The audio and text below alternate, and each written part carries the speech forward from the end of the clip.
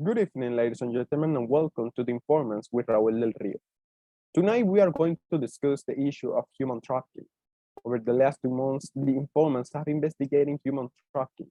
We follow the efforts of FBI agents and police officers, documenting the ways advocacy groups protect and serve survivors, and heart-wrenching stories of abuse, rape, and recovery from numerous victims. To expand on these reports, we have an unusual guest with us tonight, Interpol agent Sandra Monterrosa.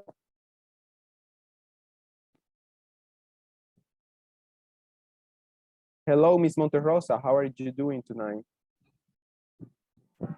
I'm pretty good, thank you. And it's a pleasure for me to be here. Well, Sandra, for 2 months, we have been investigating cases of human trafficking here in our country. As you're involved in this type of cases, could you give us your professional opinion on this situation?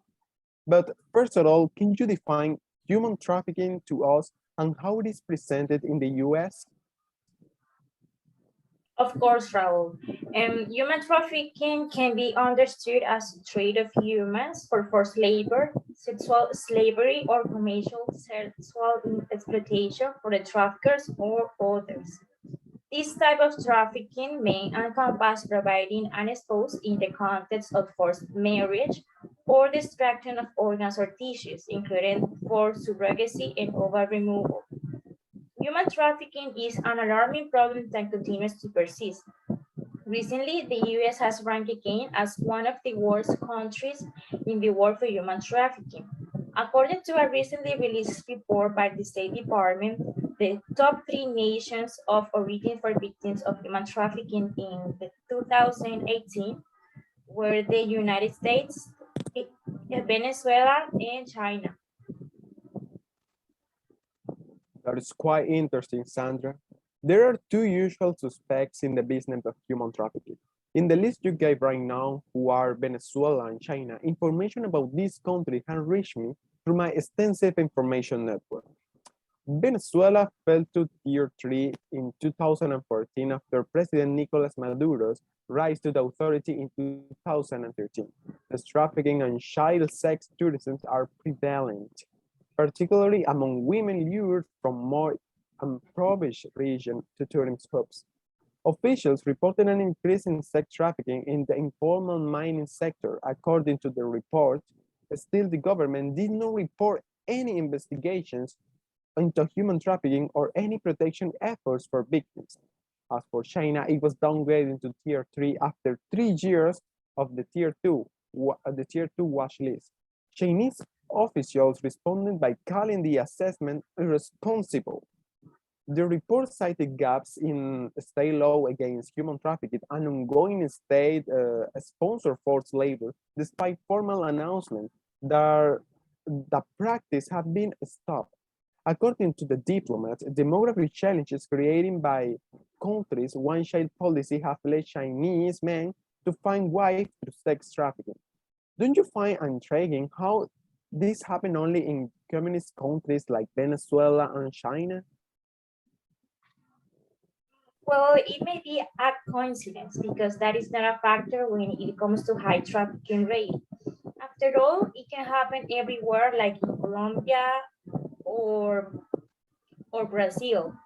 Colombia has a high prevalence of women and girls who are subjected to human trafficking, especially forced prostitution. These women and girls work within Colombia are also sent to tourist destinations in other parts of Latin America, the Caribbean, Western Europe, Asia, and North America, including the United States. In 2013, 70,000 victims of human trafficking were identified in the country, making it the second most affected country of the continent after Brazil. In 2019, it increased across South America. Women are particularly vulnerable. In Colombia and Venezuela, they represented more than the 60% of the victims. And for Brazil, it is considered as a source, transit, and destination country for human trafficking. Source countries provide traffickers with the human capital they need. Transit countries help move victims from one country to another, And destination countries are where trafficked humans arrive and are exploited in the most. In 2017, the US Department of State ranked Brazil as a tier 2 country, which means that human trafficking is a significant issue despite the government's effort to eliminate it. It is good that you mentioned this because I was about to ask you what kind of actions the governments of the world are taking to prevent this. As we have already seen, it is a problem that affects every country in the world.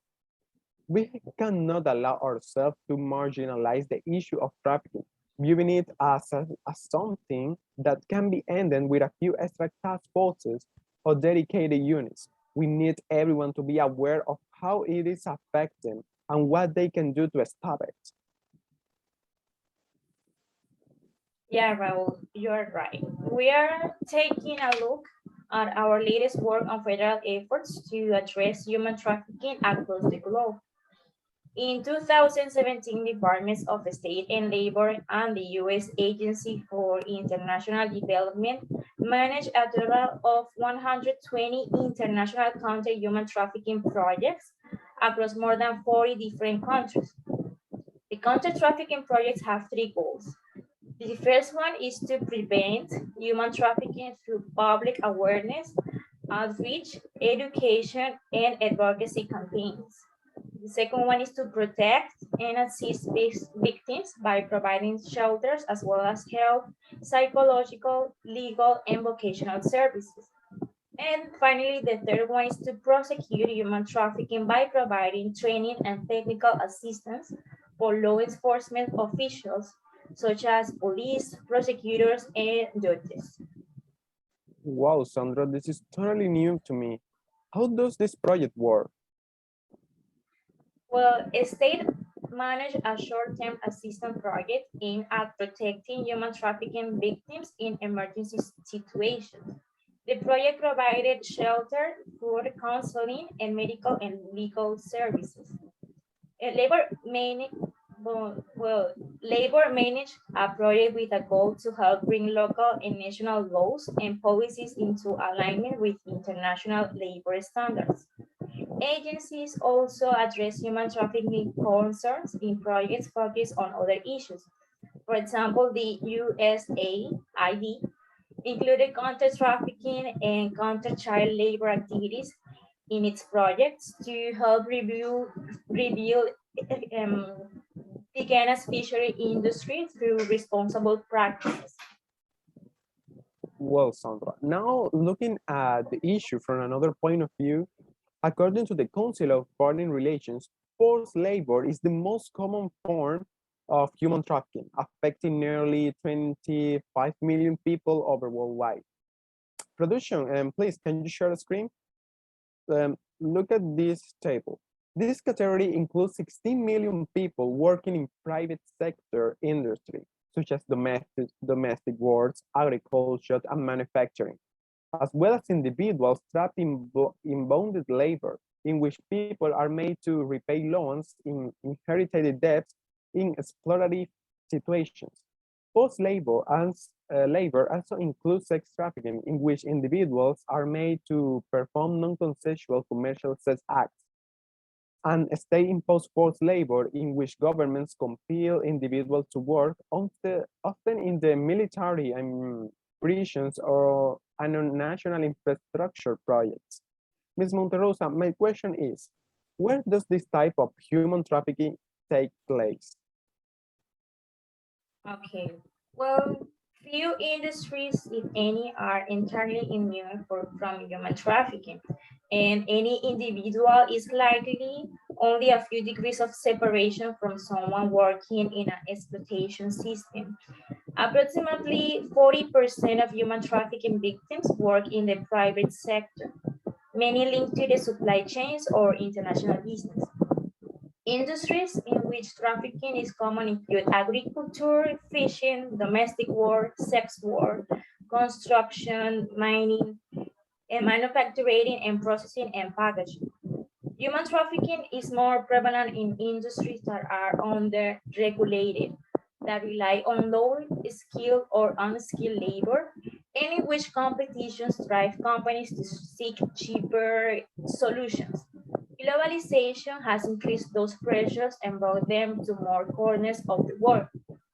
As a result, the cotton clothes that you wear, the coffee you drink, and the smartphone you use all could include forced labor in their production.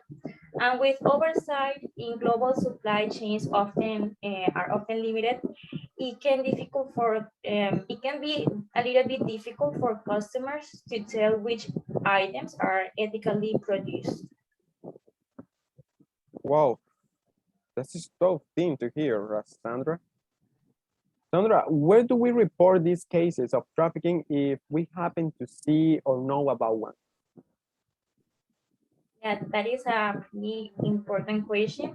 And I want all of you to pay close heed if you see, suspect, or know about cases of human trafficking. Do not waver and contact the FBI or us, the Interpol, at this number. I will tell you the number twice.